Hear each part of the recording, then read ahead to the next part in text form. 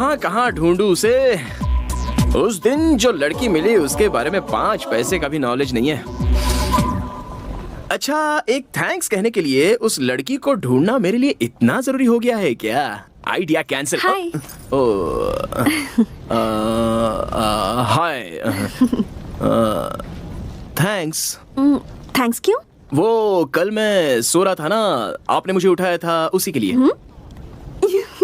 ये क्या कह रहे हैं? उसके लिए क्या थैंक यू कहना? It's okay. ओह, क्या बात करूं इससे? I am Swati, medical student. नमस्ते। नमस्ते नमस्ते नमस्ते। शरद। जानती हूँ। कॉफी पीने चले? नहीं नहीं नहीं नहीं नहीं नहीं पी सकता। नहीं? ओके। कॉफी बॉडी में हीट पैदा करती है। गन्ने का जूस पीने चले गया। हाँ? श्योर।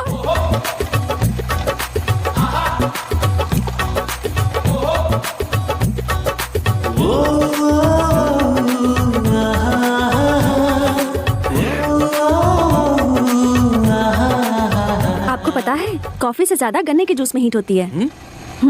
ऐसा क्या? अच्छी बात है ना, यंगस्टर्स की बॉडी गर्म रहनी चाहिए। हाँ? तो फिर कुछ बोलो। क्या बोलूं? अब अपने बारे में। क्यों? वो मैं आपको पहले दिन से ही प्रोजेक्ट के बारे में बोलते हुए सुन रही थी ना। आप दिखने में डिफरेंट, स्पेशल, मतलब इंटरेस्टिंग पर्सनालिटी लगते हैं। सो आपके बारे में जानने की थोड़ी क्यूरियोसिटी है। आपने अपने कॉलेज का नाम क्या बताया? Mysore medical college. लेकिन क्यों? देखिए, बेंगलुरु से 140 किलोमीटर दूर, यानी कि आप मैसूर की रहने वाली हैं और आपको मेरी पर्सनालिटी इंटरेस्टिंग लग रही है, जबकि हमारे कॉलेज के प्रिंसिपल से लेकर पियून तक किसी को भी मेरा कैरेक्टर अच्छा नहीं लगता है। अच्छा छोड़िए, मैं आपको डॉक्टर कह के बुलाऊं क्या? ओके। देखिए डॉक्टर, मैं केवल आपको ही इंटरेस्टिंग पर्सनालिटी लग रहा हूँ, इसका मतलब आप भी इंटरेस्टिंग पर्सनालिटी हो। थैंक्स। इस खुशी में एक और ग्लास पीजिए ना। नहीं, बहुत हुआ। कितना हुआ बॉस? 20 रुपया भाई। इसे 20 रुपए दे दीजिए, पार्टी आपने दी है ना। देखिए, कॉफी शॉप में गए होते तो 200 या 300 रुपए उड़ जाते, लेकिन यहाँ पर तो सिर्फ 20 रुपए में काम हो गया है ना। झकास आइडिया। थैंक्स। चलिए। शरद, क्या आपको लव करने के लिए कोई भी लड़की पसंद नहीं आती क्या? ऐसा आपसे किसने बोला? मैं तो ऐसे ही बोल रही थी। जो मुझे सहन नहीं कर सकते या मुझसे चलते हैं वो ऐसा रूमर्स फैलाते हैं। मुझे लड़कियों से तकलीफ है, लेकिन प्यार से कोई तकलीफ नहीं है।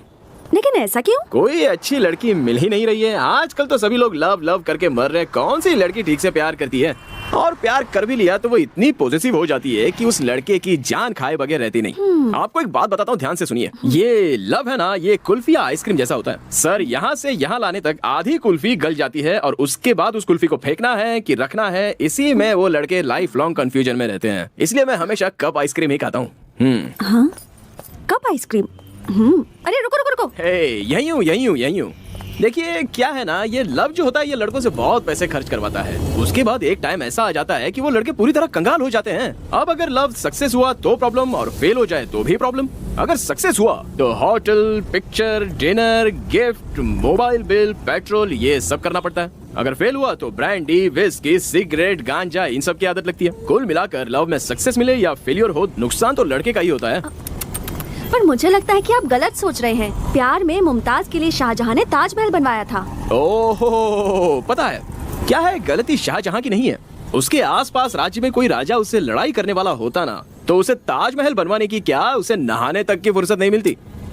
देखिए डॉक्टर जी, आजकल सच्चे प्यार की कोई वैल्यू नहीं है। आजकल की लड़कियां ना पेपर फूल जैसी हैं। फकीर बाबा जहाँ तक धुआं देता है बस वहीं तक खुशबू आती है। जिस दिन धुआं आना बंद हो जाएगा उस दिन बेचारे लड़के की जिंदगी बर्बाद हो जाती है।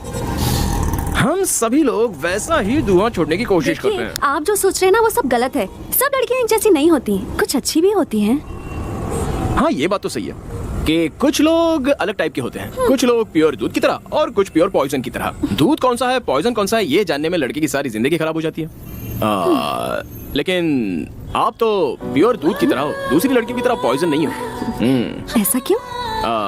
गन्ने के जूस के पैसे आपने खुशी खुशी दे दिए ना, इसलिए। ये लीजिए। अरे नहीं, क्या जरूरत है? रख लीजिए। गन्ने के जूस के पैसे भी लड़की को देने पड़े तो हमारी जात की इज्जत बदनाम हो जाएगी। आपने किसी से लव नहीं किया क्या? लव और मैं कोई चांस ही नहीं है। मेरे दोस्त हमेशा मुझसे कहते हैं कि किसी से प्यार हो जाए तो वो लड़की सपनों में आईने में आकर सताती रहती है। मतलब मुझे तो अब तक कोई लड़की ने ऐसे सपनों में आकर सताया नहीं है। हाँ, शरद, कल वो कॉलेज का नाम लेकर के तुम यहाँ पर क्या कर रहे हो? सिगरेट भी पी रहे हो? छी! हनुमान जी के मंदिर से तुम्हारे लिए ताबीज लेकर आया हूँ, इसे बांध लो। ये किस लिए?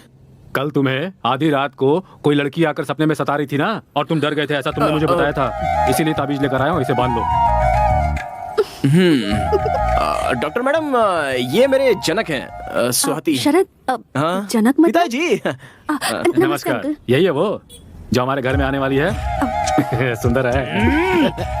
पापा, जैसे आए हो वैसे ही सीधे घर चले जाइए। जाऊंगा भाई, तभी तो ऑटो खड़ा किया है। हाँ, मैं बढ़ाई मार के अपना इंप्रेशन छाड़ रहा हूँ और यहाँ रुककर आप मेरी इज्जत निकाल रहे। जाइए यहाँ से। जा रहा हूँ बेटा। जानते हो ये लड़की बहुत अच्छी है, जैसी तुम्हारी माँ है ना वैसी तो बिल्कुल भी नहीं है ये। जाइए जाइए। हाँ, और सुनो बेटा, इस लड़की को छोड़ना हाँ, मत, समझ गए ना? सुनो बेटा स्वाति, इसे सिगरेट छोड़ने के लिए कहो। तुम कहोगे तो ये जरूर सुनेगा। सीधा ले जाकर घर में पटक देना। जा रहा हूँ। लड़की के सामने बाप को भूल गया है? Bye uncle.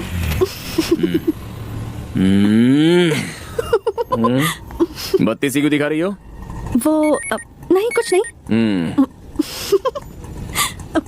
ओह, नेक्स्ट राउंड के लिए सिलेक्ट हो गया हूँ। ओह, कांग्रेट्स।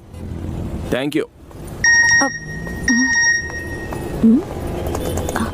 ए, देखो मैं भी सिलेक्ट हो गई।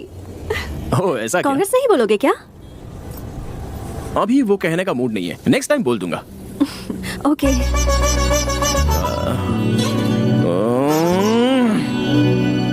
और एक बात, अगली बार मेरे सामने आइएगा ना तो अपनी लटों को इस तरह मत सुलझाइएगा, ओके? पर क्यों?